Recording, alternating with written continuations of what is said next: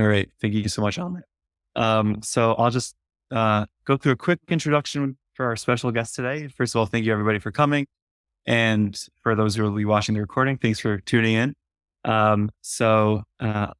We're super excited to have Dr. Youmans with us today. I'll just go through some of his accomplishments, which are super inspiring at such a young age.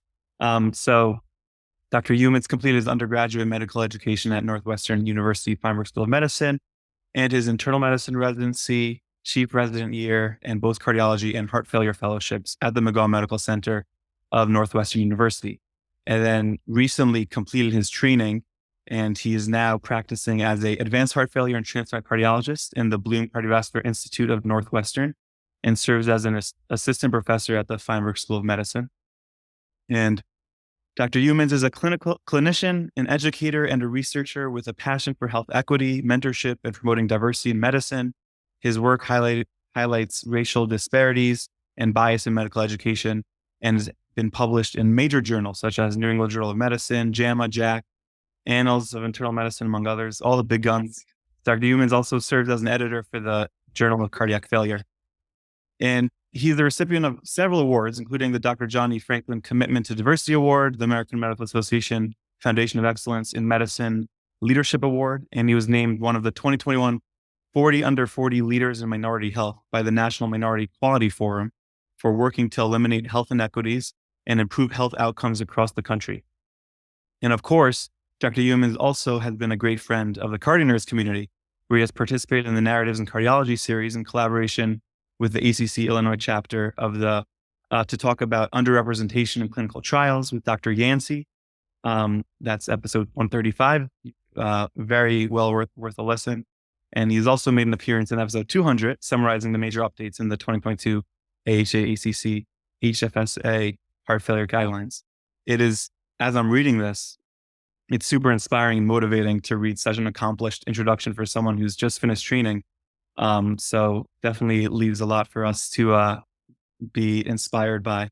So thank you so much, Dr. Youmans, for joining us. Really looking forward to hear all your thoughts and perspectives.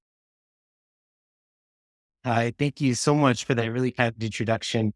I'm just trying to get my AirPods reconnected here. So bear with me here. Can you hear me? Okay, perfect. Akiva, thanks so much for this really kind invitation. And to all the cardio nerds, I really appreciate the invitation to be here and to talk about something that's really near and dear to my heart. So I want to keep this really informal. So if you have any questions, feel free to interrupt or jump in. We'll kind of make this a discussion. Love to have some back and forth. I know it's an evening time and many of us have children. So, feel free to jump in and out as much as you need to. But I really want to start off by just sharing a little bit about my career and the passion that has sort of been a thread throughout the entire career. So as was mentioned, I did my undergraduate training actually. So in college, I went to Brown University. And at that time, I was really interested in exploring the medical career and medicine in general.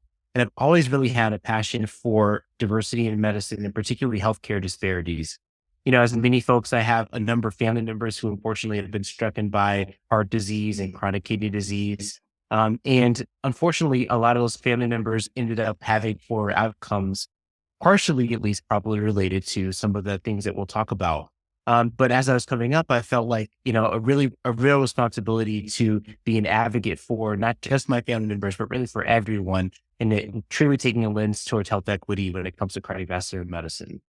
So we had a great training at Northwestern for my medical school training, ended up staying on as a resident and a chief resident. And during my chief resident year, a lot of you are still in training and, educators as well, thinking about how you can incorporate equity really in everything that you do in every educational aspect, I think is really important.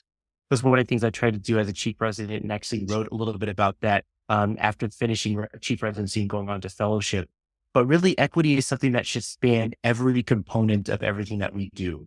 And we think about standard of care, right? And we think about that standard being of excellent care. And I think unless we include equity, we really aren't providing an excellent standard of care. So make sure we think about doing it in everything that we do for patients. Afterwards, I did my I did my cardiology, general cardiology fellowship training at Northwestern. became an advanced heart failure fellow, and then just completed, as you mentioned, in June and have started in September on faculty.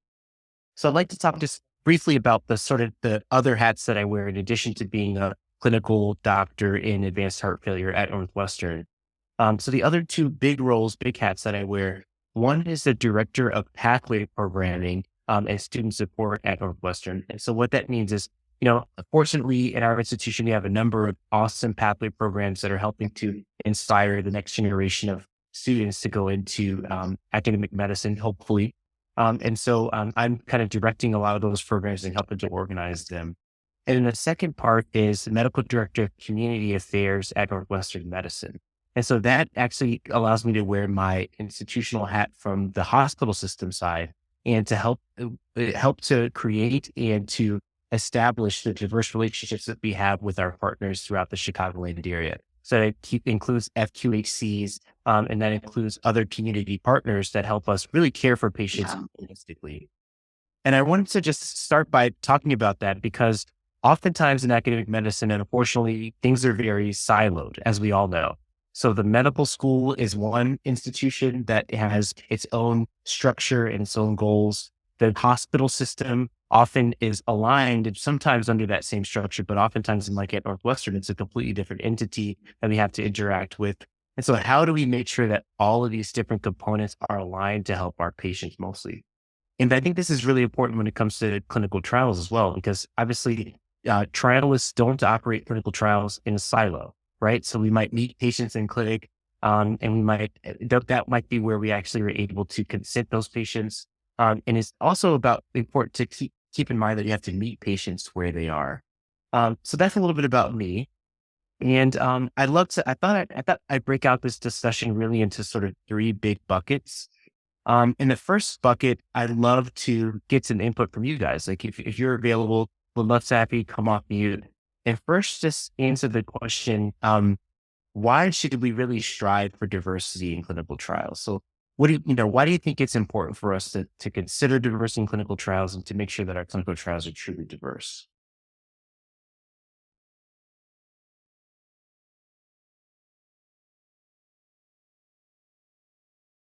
Anyone could throw just any idea out. Safe space. I mean, I I think think, for me, oh, sorry. go ahead. Go ahead. Sorry. I think for me, I think about representing what our patients look like and what our patients need. And I think it's going to be hard for us to, if we continue to have trials that are not representative, to kind of expand our treatments and our protocols to those populations that have not been represented. So when I think about diversity in clinical trials, I just think about being excellent at what we do at improving the lives of all the different patients that come to us. Absolutely, 100%. So what I heard was, we have diverse patients that we see every day in clinic.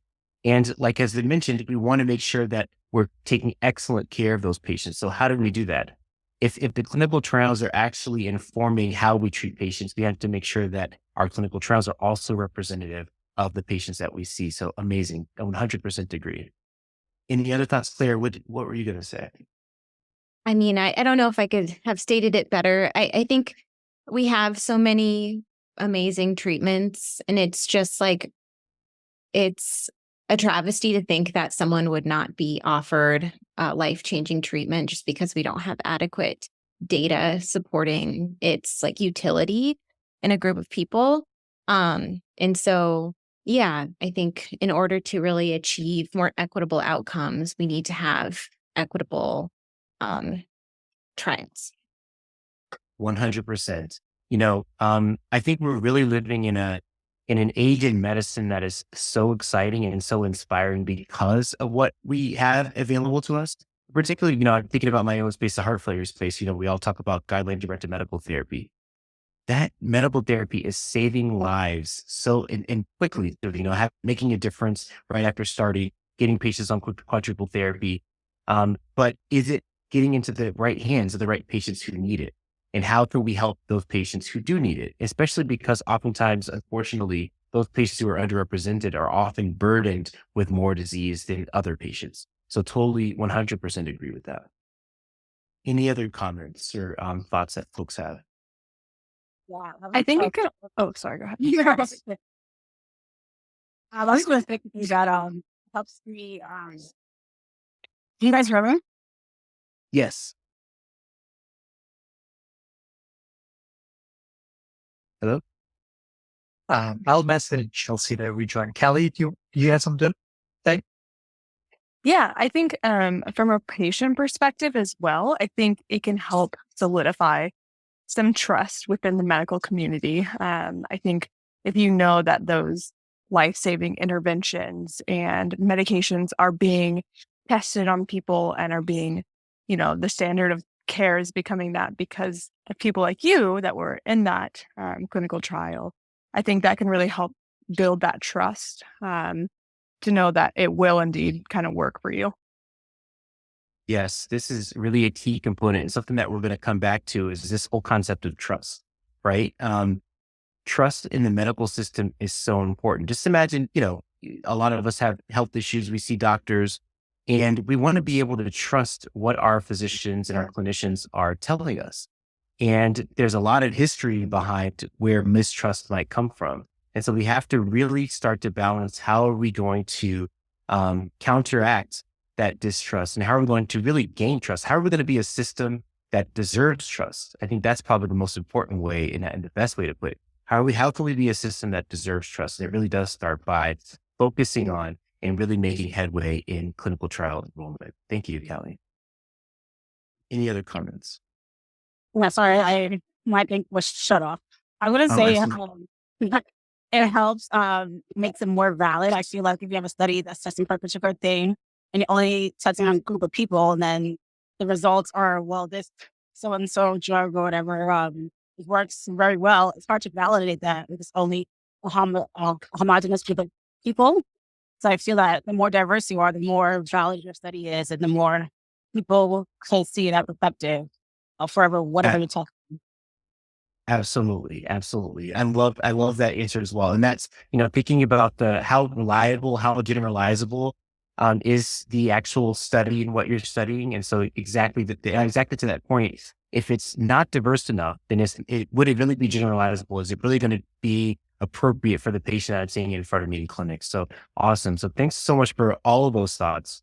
I agree with them all. So I think when we think about diversity in clinical trials, one of the important things to think about is often a lot of the work that I've done has been in racial and ethnic diversity, but we're really talking about diversity in a very broad sense, right? Generally, clinical trials have been primarily composed of white men. And so what does that leave? That leaves racial and ethnic diversity for sure. So we definitely need more Black patients, more patients from, for example, Native American communities, but also women, patients of different ages. So, thinking about older patients and younger patients, potentially patients with differing abilities. So how can we make sure that we include really all types of patients, all the patients that we see when we see them in clinic in clinical trials? And I think that's the starting point. So, diversity in all walks of life, all aspects of life is something that we should target. And then a lot of the things we think about why we should strive are the things that you mentioned. So one, we have to make sure that our studies are reliable and generalizable. So that means that the patient that I'm seeing in front of me, is this medication that I think works in this study, is it actually going to work for the patient that I'm seeing with this amount of comorbidities, importantly in this social circumstance, right? So we think about the things that affect health. Not only are the comorbidities that a patient might have, so like the hypertension or the diabetes, the chronic kidney disease, but also the social milieu in which they live. So what are the patient's social determinants of health? These are things that we need to explore and not only talk about, but also to document and study further. Because we know that insurance status is tied to health outcomes. We know that education, we know that where a patient lives, the built environment, the neighborhood in which they come from. All these things impact care as much as, if not more, right, than some of the clinical underlying diagnoses that patients carry. And so this is something that we really need to think about and discuss with our patients. One of the things that I often forget is the direct health benefits of travel participation, right? So those patients who are being monitored potentially more frequently than they would otherwise be, they're getting health benefits from actually participating in the study. And so we don't want patients to miss out on that benefit as well. Trials take a lot of infrastructure, as we know, to actually build and to maintain. So there are regional benefits that come along with trials that are associated with increased healthcare services that all of our patients should really be able to benefit from. So that's another sort of almost hidden benefit. A last couple to just be aware of. So, engagement of diverse stakeholder groups in the research enterprise. So the more that we can engage many different people, again, breaking down silos and improving communication among the different stakeholders within an academic institution is really important, or an institution, I should say, that's running a clinical trial. And then broader and more effective end of trial implementation. So we have a medication. We've identified that it has an effect in a certain patient population, but then how do we work on that implementation step? I'll go back to that example of guideline-directed medical therapy. We know we have these medications, but one of the challenges now, you can look at studies and show that less than 50%, less than 20% of patients are either on the medicines or on the optimized doses of those medications. And so clinical trials can actually inform our conduct and how we actually implement the medications so that they get into the hands of the most people. So I think, hopefully, we've all convinced ourselves, each other, that this is a really important issue and something that we should really try to improve on. And so the next big bucket, I want to discuss and talk about are just some of the barriers to clinical trial enrollment. And something that was mentioned earlier that I think is really important is this whole concept of trust.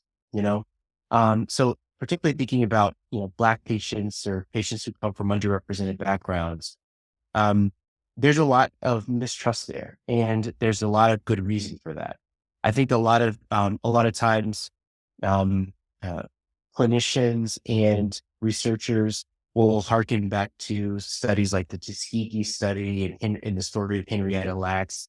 And I think that those are really important historical points, but it's also important to consider that there are present day contemporary issues that are ongoing that have contributed to mistrust. One of the things that I often think about a lot about, and there's obviously this is an active area of study, is the disparity in maternal mortality for Black mothers in our country. And it's something that is scary, that it should not exist with all of the technology that we had and all of the innovation that we had. It's something that is being perpetuated. And as we know, the reasons for this are myriad. There's a lot of, unfortunately, bias plays a role. There's a lot of decreased healthcare access. And so I think as we begin to consider, I think that patients oftentimes see the scientific community as a broad community that is almost like a monolith, right? And so if there are parts of the scientific community that are engendering or contributing to the mistrust that patients see, they're also going to feel that when you come to them about clinical trials as well. And so if we're going to fix this trust issue within medical education and within medicine in general, then we have to really be focused on how can we eliminate healthcare disparities, and that can contribute to trust. I think a lot of people probably have some experiences related to trusting with patients. I'd love to hear any thoughts when we talk about and discuss trust, particularly with patients.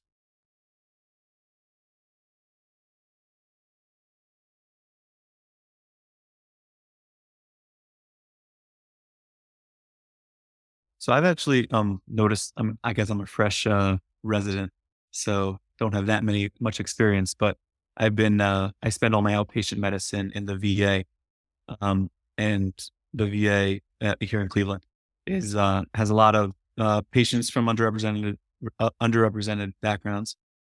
And I've just been there for a couple months outpatient so far, and definitely had numerous patients who question like my advice when I recommend even just like controlling their blood pressure, like simple things in my mind. But they just question it because their friends, their communities. Like I had one patient who was questioning why I need to be on any medication because he had a friend who was on medication for heart failure and he passed away, and he was blaming the medications for that. And I was trying to explain as best I could, kind of like the distinction between the two. But he kind of just like, maybe it was a deficit in my explanation, but also he was kind of just like took it as like, okay. And like, just like continued on. And I found similar instances like that, which has kind of been a barrier for me. And I think obviously it is rooted in some mistrust that I cannot, I guess it takes more time to unravel. Absolutely. Thank you so much for sharing. I think this is a common experience. I'll share one as well from a recent patient who, underwent, basically had an advanced therapy they had advanced heart failure. They ended up getting treatment for the advanced heart failure with an advanced therapy. And as we know, complications do happen. So this patient, they ended up on a ventilator for a longer period. And so our teams basically recommended at that point to do a tracheostomy. And what came out of the discussion with the family was basically that this wasn't how things were supposed to go. They expressed that they felt like they were being treated like a guinea pig and being experimented on because of this experience. And I think this happens, right? Especially when the medical field potentially is something that's foreign. And like we've been saying, what they were hearing potentially in the media and what has been done to patients has been experimentation.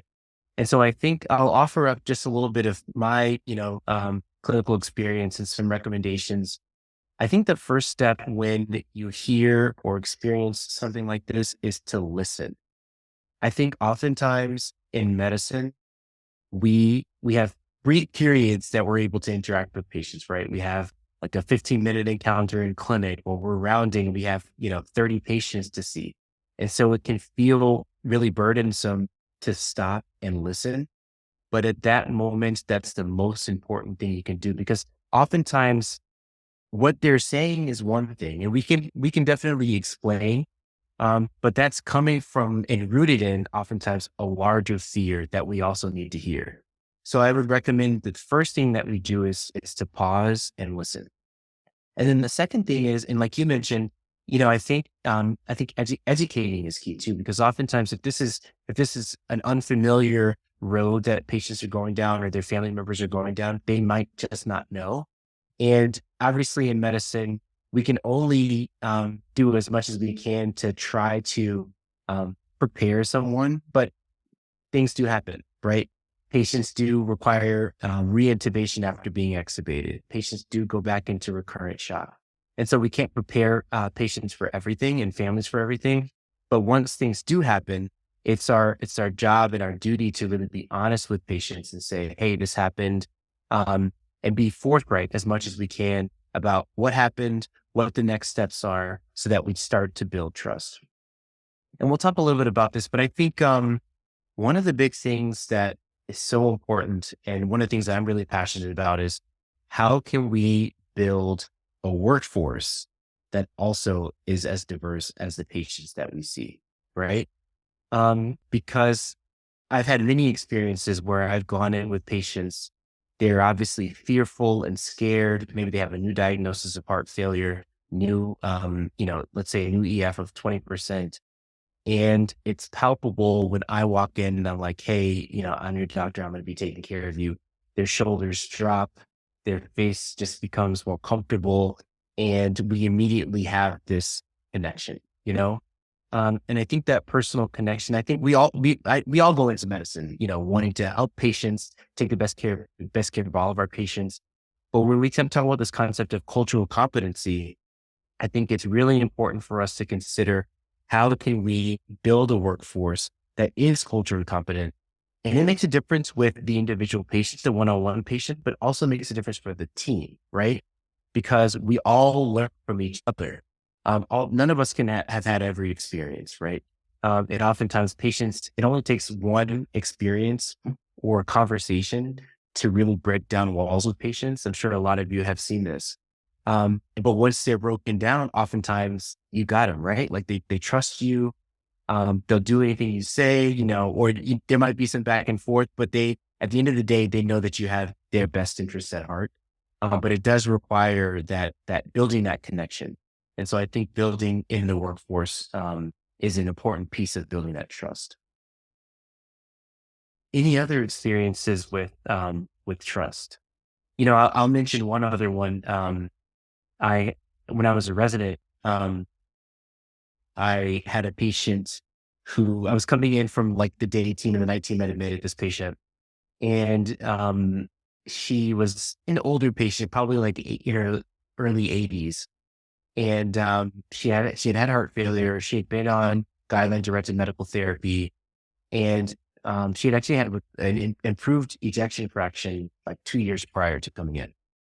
She was back in with acute decompensated heart failure. They had done an echocardiogram in the emergency department, and her EF was down to 20% from, let's say, 50.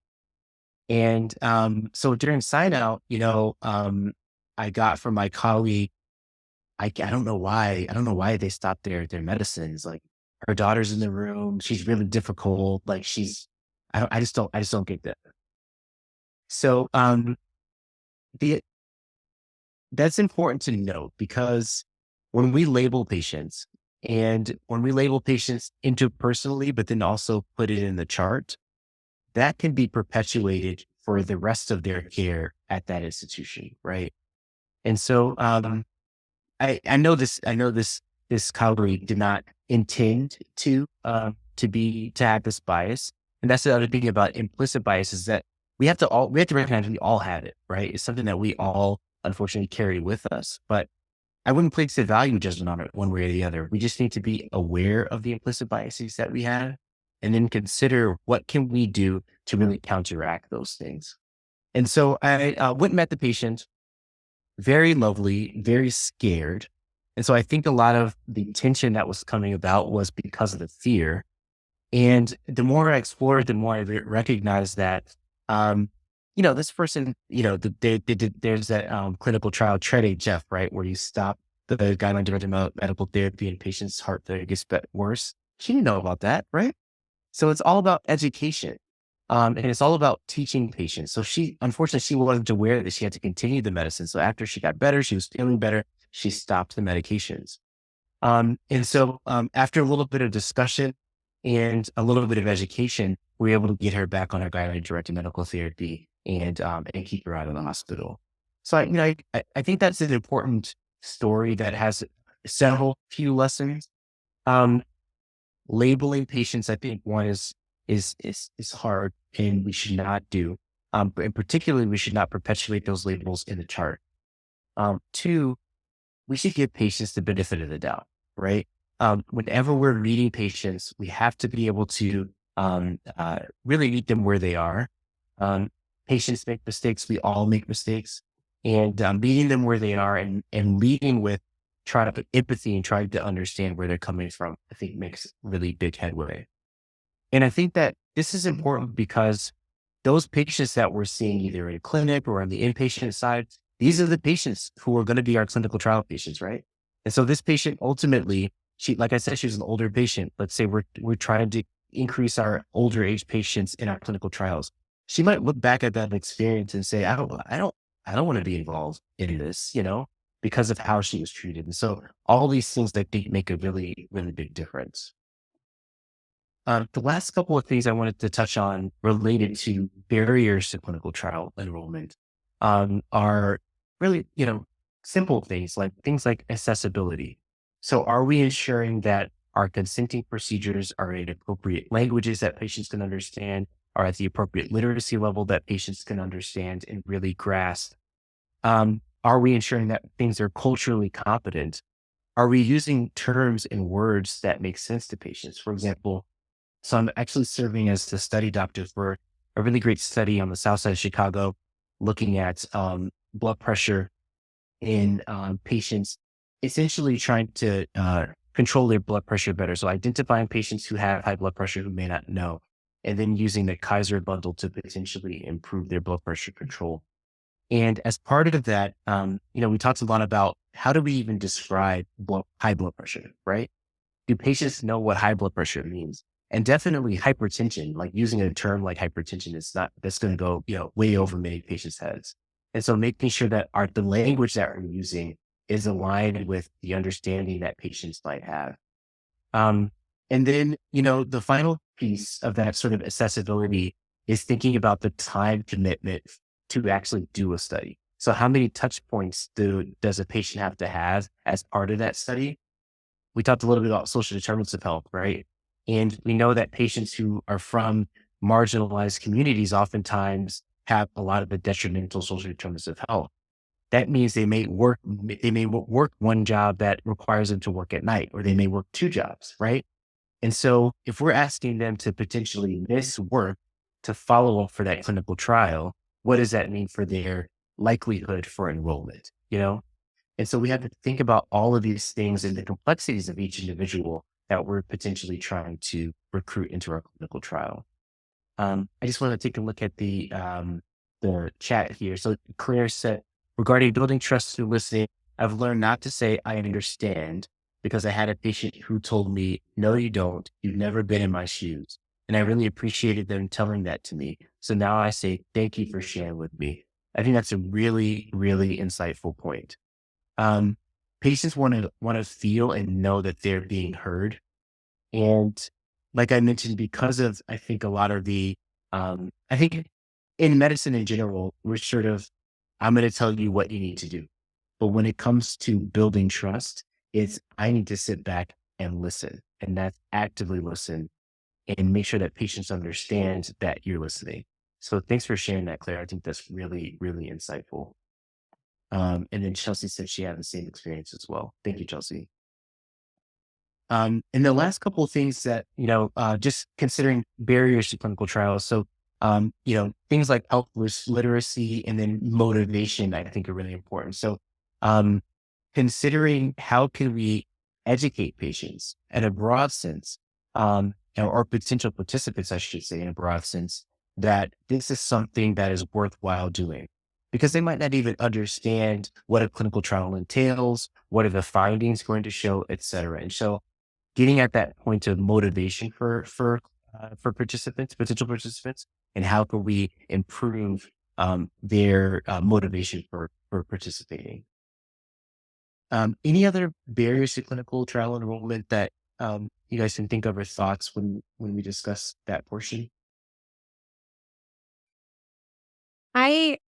So I'm kind of interested in like cardio obstetrics, and I think that around like delivery and just considering women who have children or people who have children, and like sometimes follow-up, like postpartum follow-up is not always equitable, and all of the social factors that contribute to that, including like considering, you need to be able to support someone who needs childcare support in order to go to like follow up for a trial, and just that as another factor that complicates that specific population of patient. 100%. And, I think the other consideration, so just accessibility can be a huge sticking point for patients when they have childcare and work and other family responsibilities. And so thinking about the complexity of the entire lifestyle when we're deciding on how to actually conduct the trial is really, really important. And we'll talk about this in a little bit, but you should lead a trial, right? Or you should be on a team leading a trial, because it's important to have diverse voices in those trial leaders if we're ever going to change anything. And so we need folks who have lived experiences or who are aware of and are advocating for how can we include patients, not to mention concerns around potential breastfeeding and being all these components that make it so hard potentially for those who have children to participate, but then also recognizing that this is such an important patient population who we need to really focus on at the same time. So thank you for sharing that. It's really important. I think one thing. Oh, sorry. You want to go ahead? No, Oh, you go, please, Marius. I'll go after. okay. I think to piggyback off that point you just made, Quinn, I think we talk about the team that's actually conducting the study or the research, like ensuring diversity amongst the researchers and the staff involved in all facets of coordinating and organizing the trial. I think that just overall enhances the cultural competence and trustworthiness that the participants will see, and make them more, for lack of better words, just more vulnerable, more open to participation and inclusion. And then kind of going back to another part of accessibility, I don't know if this was touched on and I might have missed it, but language barriers. And then beyond that, when you're trying to get informed consent, I know you talked about like defining like hypertension, like what is high blood pressure? When you're trying to get informed consent, trying to put it in a way that's culturally sensitive and accessible to diverse populations so they can like meet you where you're at, or you can meet them where they're at as a recruiter, so that, there's not that barrier of just like general insights and education on the matter, if that makes sense. 100%. Thank you for sharing, Marius. Imagine like someone walking up to you basically and like you're understanding every like other word or every three words, right? Because sometimes our lexicon is so not like normal English, right? And you really have to consider where folks are coming from. And you have to use language that makes sense for patients. And that's in English. And as we should make sure that everything is accessible in as many languages as possible as well. But then also there are so many almost hidden moments when it comes to interaction and communication that are important for patients, right? And oftentimes there can be cultural connections that you can make just off of your body language alone that can make a big difference for patients. And so I think it's really, really important for those of us who are interested in helping patients to make sure that we have diversity within all the different components of a clinical trial, right? So consenting patients, all the way up to principal investigators. How can we ensure that there's diversity there? And I know that there's a push for this, but this is something that we all as folks who are interested in this and passionate about should advocate for. Can you guys still hear me? Because I'm okay, Yeah, perfect. yeah. My daughter's iPad is coming into my I'm like intermittently hearing like Coco Melon. I'll say that I think the education piece is really important, but also like who it's coming from and at what point in the process it's getting to them, right? Because I had this one experience that sort of stays with me from the lens of recruiting for device trials. And so this is a Black mother of a middle-aged man who had intellectual disabilities. So the mom was really, kind of owning the care. And I think already there's baggage here, right? I mean, she's in the habit of protecting her child, who can't fend for himself. So there's baggage just within that microcosm of that situation.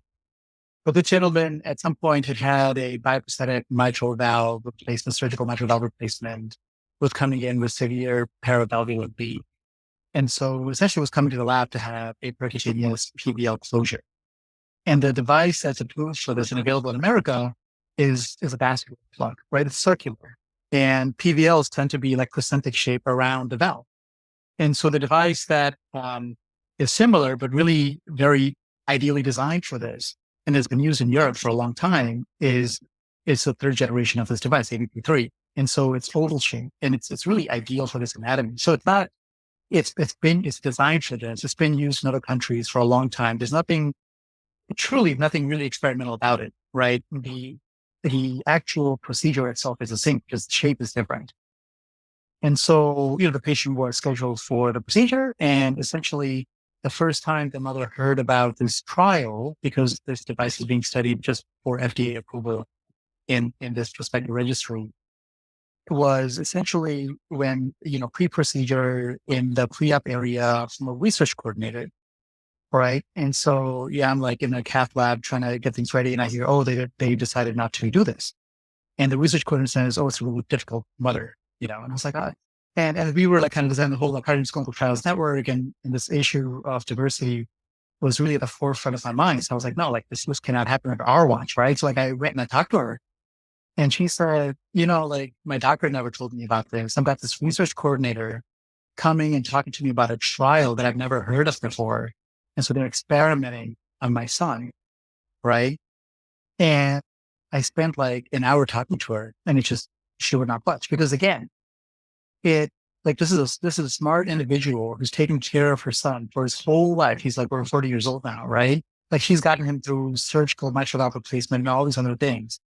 But hearing it from a research coordinator for the first time, again, this is somebody who was employed as part of the research enterprise. But I think the conversations they have with the patient is very different from we enter medicine to take care of patients with patients first. Like the way we educate patients, I think is very different. And so, that's really, it's sort of on the PI, the site PI for that trial. It's on the attending for that trial. It's on me for maybe not talking to her earlier.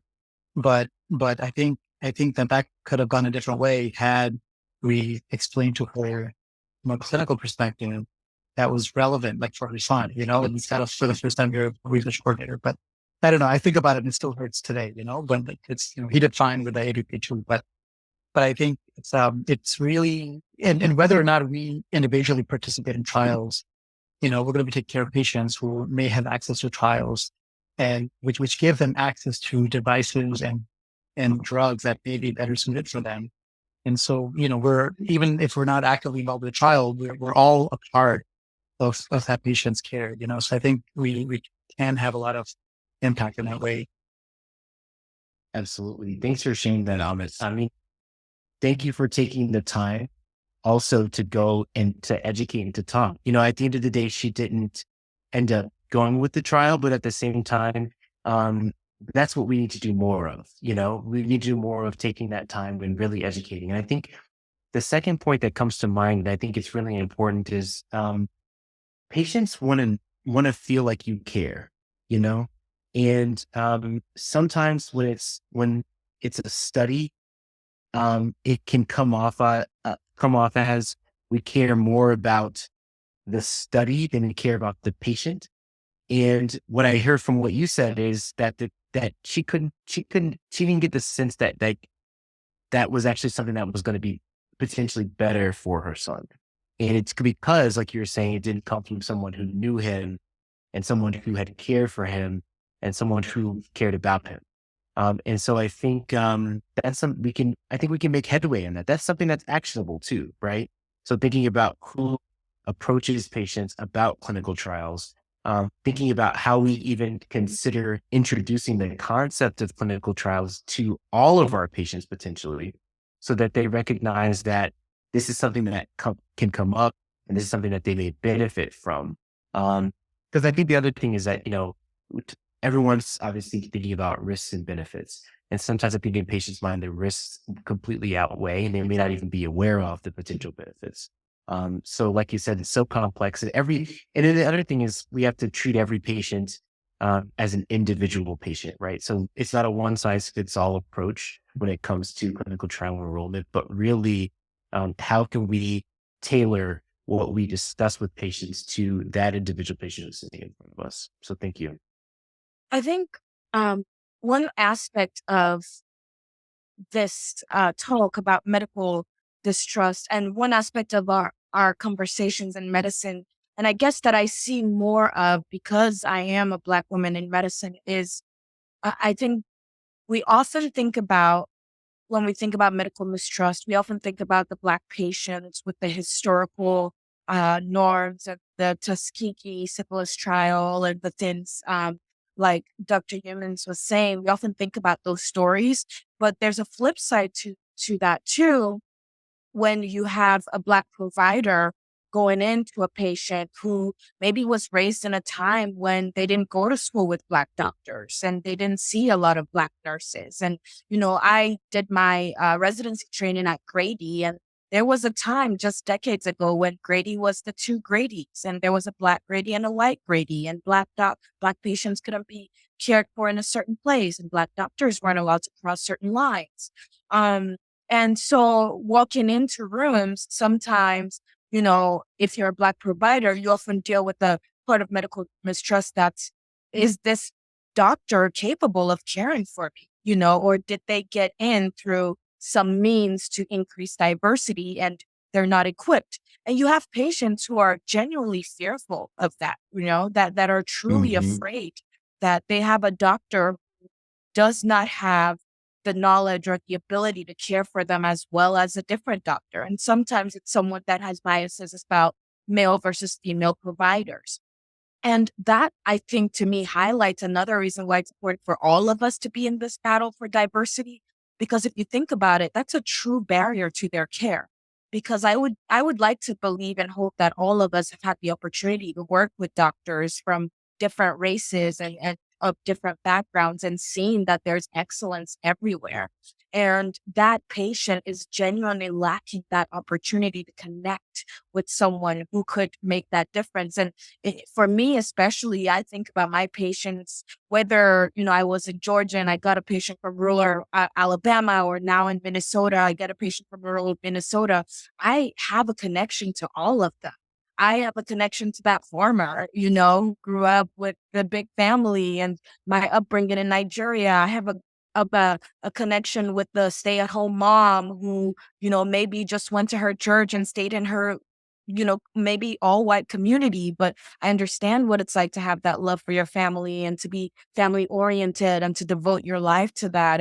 And so there are connections that we can build. And so it just, I think, to me, highlights all the more what there's medical distrust and there's different ways to tackle it. And we've talked about a lot of them, but highlights all the more why increasing diversity is really tackling more than just, this idea of the Black patient that can't get over Tuskegee. It's really helping all of us. It's really helping that farmer. It's really helping that mother of six. It's really helping everyone when we kind of increase diversity at every level and open people's eyes to the excellence in care that they could receive from all kinds of doctors.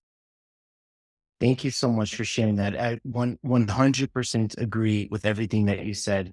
And, the thing that struck me, the thing that sticks out in my mind is um, the richness of life. Each of us has a rich life experience that emboldens us, that makes us passionate, that drives us each and every day.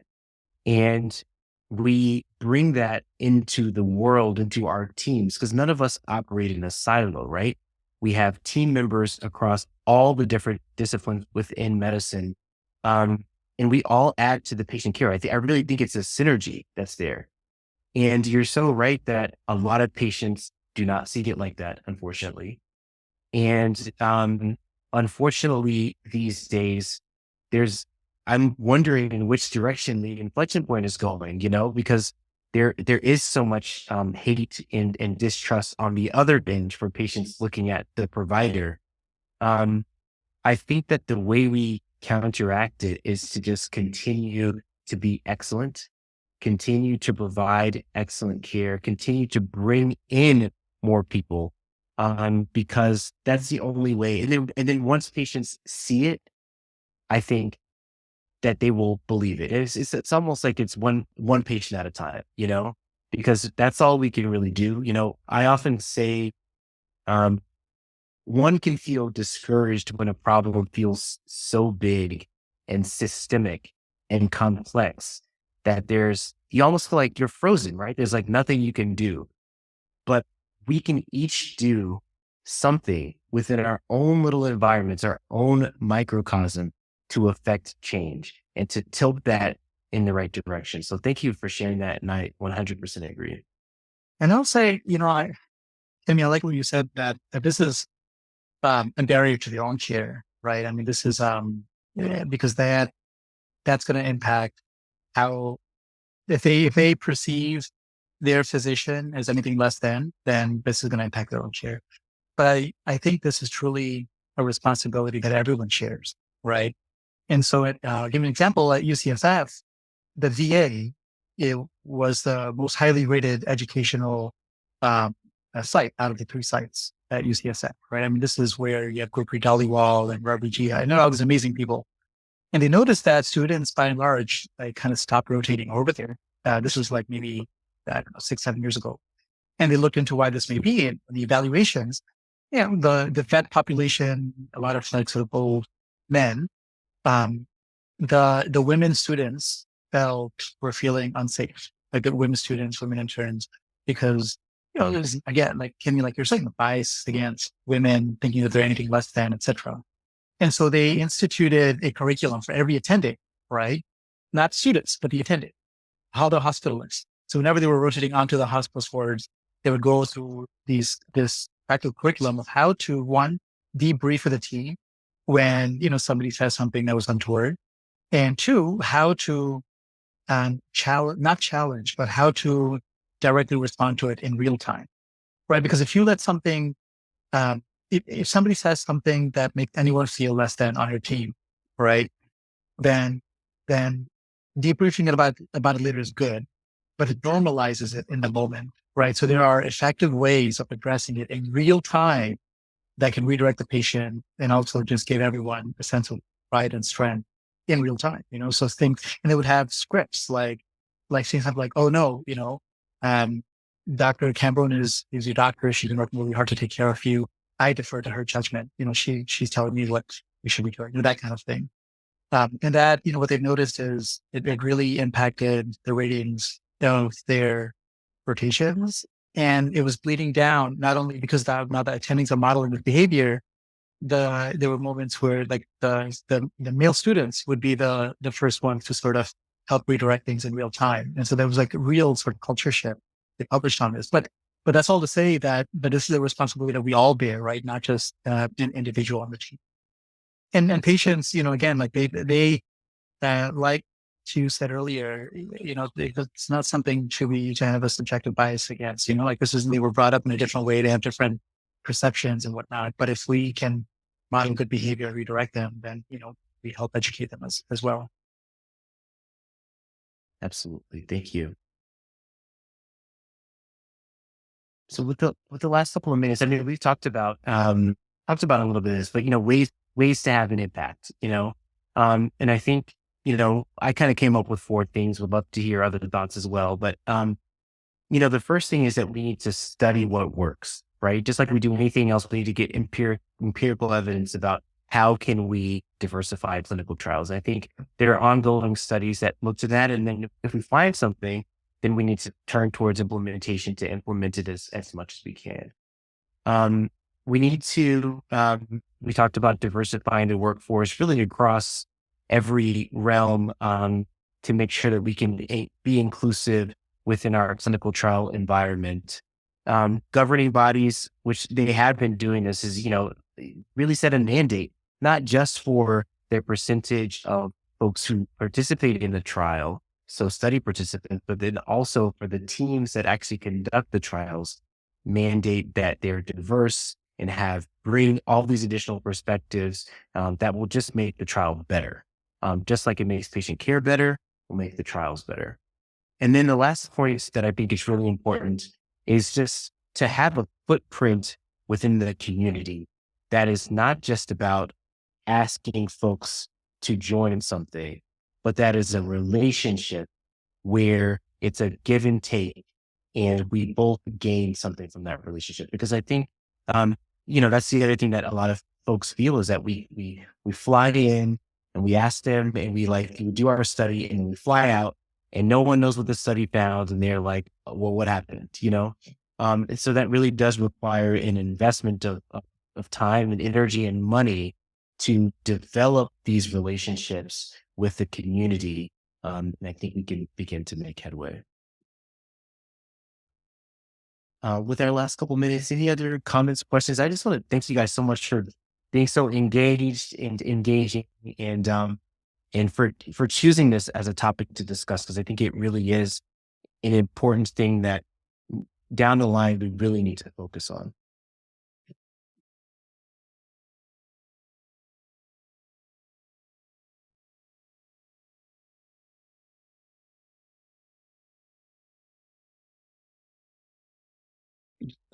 First of all, thank you so much for leading this discussion. really learned a lot from you and also learned a lot from everybody who's participated. I'm probably going to be listening to this again because there's been a lot of great ideas just to let percolate through my mind. Um, I did just want to ask a simple question is I know, like, I guess because being part of Carter Nerds, we've spoken about diversity in general, especially in clinical trials. So it's been on our minds a lot, but have you seen like progress in the general, like at Northwestern, for example, in clinical trials? Because so far we haven't seen much headway, even though it seems like we're speaking about it a lot. Um, but we haven't really seen so much headway or progress in terms of like clinical trial representation, or anything like that. So do you have any insight on that? Good question. Yeah. I think it's a challenge that every institution is going through. I think that we are at an inflection point that I'm very excited about because we actually are opening an outpatient site in the Bronzeville community within Chicago. And like I was just mentioning, I think having a presence in the community is such an important piece for engaging with those community members. And so I'm imagining as that site gets opened and as we take care of more patients, as they meet us and see us, not just as their clinicians, but as real people who care about all of them. I really do believe that we're going to start to make some great headway. Okay. Thank you very much for answering that question. Just because I guess that was selfish of me for taking the last question, but since we're at the 9 o'clock mark, 9:01, don't want to take anybody else's time, but just again, really, really appreciate your time and enlightening us with these great points and everybody for joining. Really appreciate it. And Absolutely. Thanks so much for having me again. And I will always accept a Cardio Nerds invitation. How about take a quick snapshot before everyone heads out? Okay, this is really great. Thank you for making time. Absolutely. Thanks for having me.